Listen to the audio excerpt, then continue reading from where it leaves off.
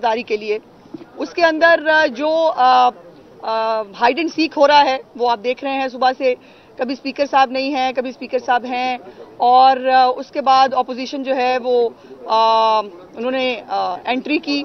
और हमेशा की तरह अफसोस की बात यह है कि इस हाउस में बहुत सारे ऐसे मेंबरान पीटीआई की तरफ से तो बहुत नए भी हैं, लेकिन बहुत सारे ऐसे भी हैं जो पुराने सियासतदान उनको कहा जाता है।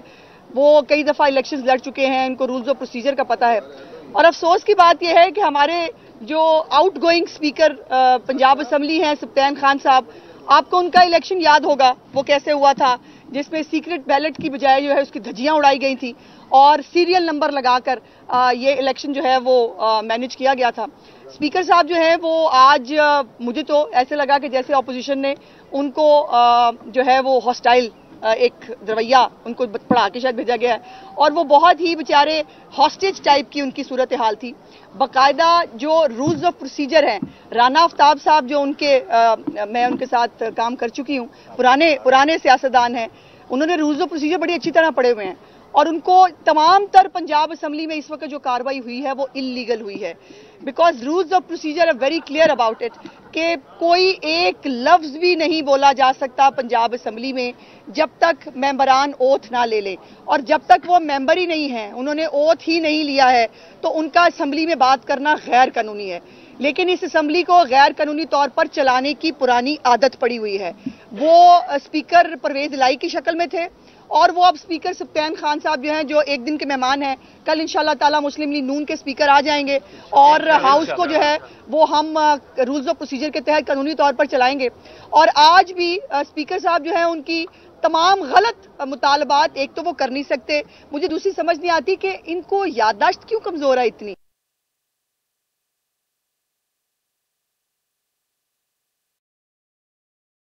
चोरी किया था आपने, हमारी 9 सीटें ज्यादा थी, मुस्लिम लीग नून 9 सीटों की बर्तरी वाली पार्टी थी, बड़ी पार्टी थी पंजाब असम्बली के अंदर। 2018 के इलेक्शन में उसका मैंडेट चोरी किया गया।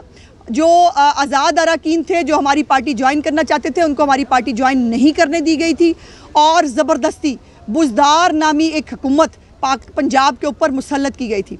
और उस दिन जिस दिन पहले दिन हमारा ओथ था, मुझे याद है हमें बोतलें तक मारी गई थी गैलरियों से।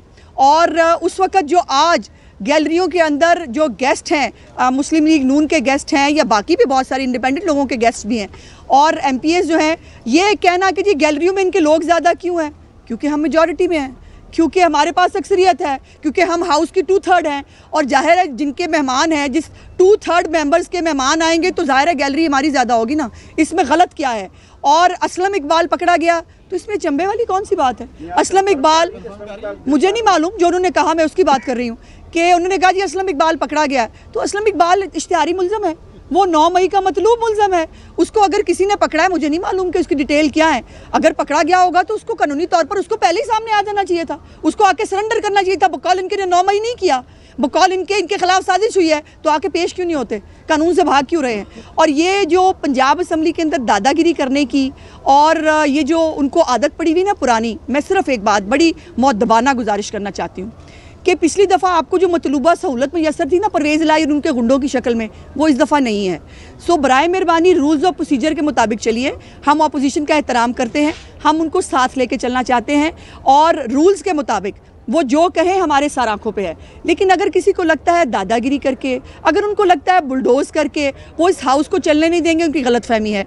2/3 के साथ इस वक्त मुस्लिम लीग नून अपने एलाइज के साथ हाउस में मौजूद है, और हम वो तमाम सलूक नहीं करेंगे जो मुस्लिम लीग नून को एज अपोजिशन बर्दाश्त करने पड़े थे। लेकिन उसके लिए अपोजिशन को एक ज़िम्मेदार अपोजिशन का किरदार अदा करना पड़ेगा। ये नहीं हो सकता, आपका रोना धोना कब तक सुनेगा पाकिस्तान, कब तक रोना धोना चलेगा आपका पंजाब का। आपको तो रोने की आदत पड़ी हुई है। आज वो कह रहे थे मुझे आपकी बेबसी पर रोना आ रहा है, मैंने कहा रो लें, दिल हल्का हो जाता है बंदे का रो के थोड़ा सा। तो ये बेबसी जो है ना, ये बेबसी सप्तान साहब जो है वो बेबसी दिखा रहे हैं, मुझे नहीं पता क्यों कर रहे हैं। उनको रूल्स ऑफ प्रोसीजर एक दफ़ा मैं समझती हूँ कि मेरा उनको मशवरा है कि नमाज जुम्मा के बाद एक दफ़ा रूल्स ऑफ प्रोसीजर की किताब खोल लें और किताब खोल के पढ़ लें कि रूल्स क्या कहते हैं कि पंजाब असम्बली का पहला इजलास कैसे कन्वीन होना चाहिए। पहला इजलास ओथ के बगैर कोई एक लफ्ज़, एक सेंटेंस एक मेंबर नहीं बोल सकता। बाकायदा वहाँ पर जो है वो तकरीरें कराई गई है, फिर उनका पर्चा लिया है स्पीकर साहब ने, मुतालबात का पर्चा। और मुझे समझ नहीं आती कौन से किसका मुतालबा का पर्चा लिया, वो मेंबर ही नहीं है जिनका आपने मुतालबात का पर्चा लिया। वो इनके मेहमान निकाल दें, क्यों निकाल दें भाई, ऐसे कैसे होता है? आपके मेहमान ज़रूर ऐड करें, जहाँ जितनी जगह है उसमें ज़रूर कर लें, लेकिन हमारे मेहमान निकाल दें, ये नहीं हो सकता ना। मेजॉरिटी है, हम अक्सरियत में है, और अक्सरियत का एहतराम आपको करना पड़ेगा। आपकी अक़लियत का एहतराम किया था हमने, हमें मालूम था हम अक्सरियत में हैं, हमें मालूम था हमारी हुकूमत बन रही है, हमें मालूम था आपने हमारा मैंडेट चोरी किया है, लेकिन हमने इस निज़ाम को चलाने के लिए, हमने इसके एहतजाजन ही सही, हमने इस हाउस के अंदर हम बैठे, हमने अपोजिशन का किरदार अदा किया। लेकिन इनको जो 2 महीने, आपको याद होगा हमजा शहबाज शरीफ साहब की हुकूमत में जब इनको बैठना पड़ा था, जो माशाल्लाह आला इक़दार के नमूने इन्होंने सेट किए थे पंजाब की पार्लिमानी तारीख़ में, वो कभी दोबारा ना पंजाब की आवाम ना ये हाउस देखना चाहेगा। और मैं फिर दोबारा आखिर मुअद्दबाना गुजारिश करूँगी, बराए मेहरबानी ये फितना फसाद छोड़ दें। पाकिस्तान की आवाम को फितना फसाद की ज़रूरत नहीं है। पंजाब की आवाम अपने मसाइल का हल चाहते हैं, जो इंशाअल्लाह ताला मरियम नवाज शरीफ साहिबा की सरबराही में जो पंजाब हुकूमत एक बड़े मैंडेट, एक वाज़िया मैंडेट के साथ बनने जा रही है, उस हुकूमत के ज़रिए जो एक डेवलपमेंट के हवाले से एक नए ट्रेडमार्क सेट करेगी, जो एक इंफ्रास्ट्रक्चर के हवाले से, जो एक गवर्नेंस के हवाले से, जो एक प्रोग्रेसिव पंजाब का एक जो चेहरा है, वो इंशाअल्लाह ताला आपको देखने को मिलेगा। और हमें वो पंजाब का वो चेहरा पाकिस्तान को, पंजाब की आवाम को दिखाना है। ये तमाशा, मैं रो रहा हूँ, मुझे पकड़ के ले गए, ना करते ऐसे काम कि आपको कोई पकड़ के ले जाता अगर कोई ले गया तो। और रूल्स के तहत सबसे पहले अब नमाज़ जुम्मा के बाद स्पीकर पंजाब असम्बली जो इस वक्त हैं, जो जाने वाले हैं कल, वो रूल्स ऑफ प्रोसीजर की किताब पढ़ लें और देख लें कि उनको हाउस कैसे चलाना है, क्योंकि उनको याद नहीं है कि उनको हाउस कैसे चलाना है। लोग ये सवाल ये करते हैं कि कौमी असम्बली से पहले पंजाब असम्बली का इजलास जो वो तलब कर लिया गया और ऐवान जो है वो मुकम्मल नहीं, कौन सी ऐसी जल्दी थी कि ऐवान मुकम्मल ये बगैर जो है वो इजलास का वो तलब? मुझे ये बताइए, ऐवान हमारी वजह से मुकम्मल नहीं है? अगर इन्होंने लिस्टें टाइम पे जमा नहीं कराई, अगर सुन्नी इत्तेहाद काउंसिल में फैसला आपने इलेक्शन की जो है वो होने के 15 दिन बाद किया है, तो उसमें हमारा कसूर है? आप लिस्ट कल जमा करा रहे हैं जब गोशवारे तक जमा हो गए हैं, जब स्क्रूटनी हो चुकी है, जब सारा प्रोसीजर पूरा हो गया है। क्या उस वक्त ये शेड्यूल को, इलेक्शन शेड्यूल को फॉलो करना मेरी जिम्मेदारी नहीं है?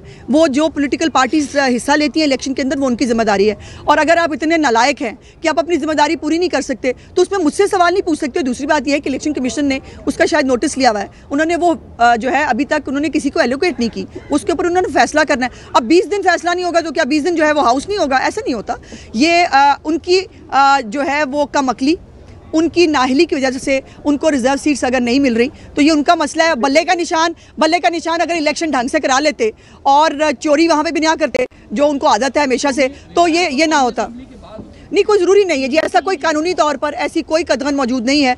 किसी भी असम्बली का इजलास किसी भी वक्त बुलाया जा सकता है। मेरा ख्याल है गालबन सिंध असम्बली और कौमी असम्बली का इजलास भी 2 दिन के अंदर बुलाया जा रहा है। अगर स्पीकर साहब हलफ नहीं लेते, आज भी कैसे नहीं लेंगे, बिल फर्ज नहीं लेते, तो उस सूरत में रूल्स ऑफ प्रोसीजर क्या है, उसमें कानूनी पहलू क्या है? देखिए, एक तो ये कर नहीं सकते स्पीकर साहब को यहाँ पे टी पार्टी पे तो आए नहीं है कि मैं चाय नहीं पिलाऊंगा।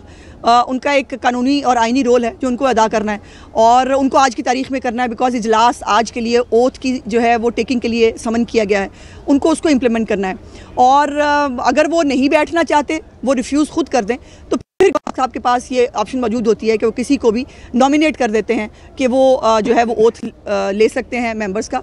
सो लेकिन मैं चाहती हूँ कि गलत तरीके से थे जाएं, कम से कम इज्जत और एहतराम के साथ। रूल इसकी इजाज़त देते हैं कि अगर उनको रिजर्व सीट्स नहीं मिली हैं, कि अदम मौजूदगी में जो अगला प्रोसेस है स्पीकर का या डिप्टी स्पीकर का जो इलेक्शन है उसको कंडक्ट किया जाएगा। ऐसे देखिए, प्रॉब्लम ये है कि ये पहला वाक़या है पाकिस्तान की पार्लिमानी तारीख में, इससे पहले इसकी कोई प्रेसिडेंट मौजूद नहीं है। और फिर मैंने कहा कि अगर आपने इलेक्शन, इन्होंने बल्ले के लिए इलेक्शन नहीं फेयर करा सके, उसमें नून लीग का कसूर नहीं है। अगर आप अपनी लिस्टें टाइम से जमा नहीं करा सके, ये हमारा कसूर नहीं है। अगर आपको पता ही नहीं है कि आपने कौन सी, कभी मैं इस जमात में जा रहे हैं शामिल हो रहे हैं, कभी उस जमात में शामिल हो रहे हैं, और आपके जो है वो आपको खुद अगर अपनी स्ट्रेटजी पता नहीं है, तो हम पूरा पाकिस्तान हॉस्टेज नहीं हो सकता एक पॉलिटिकल पार्टी की रज़ा और मंशा के ऊपर।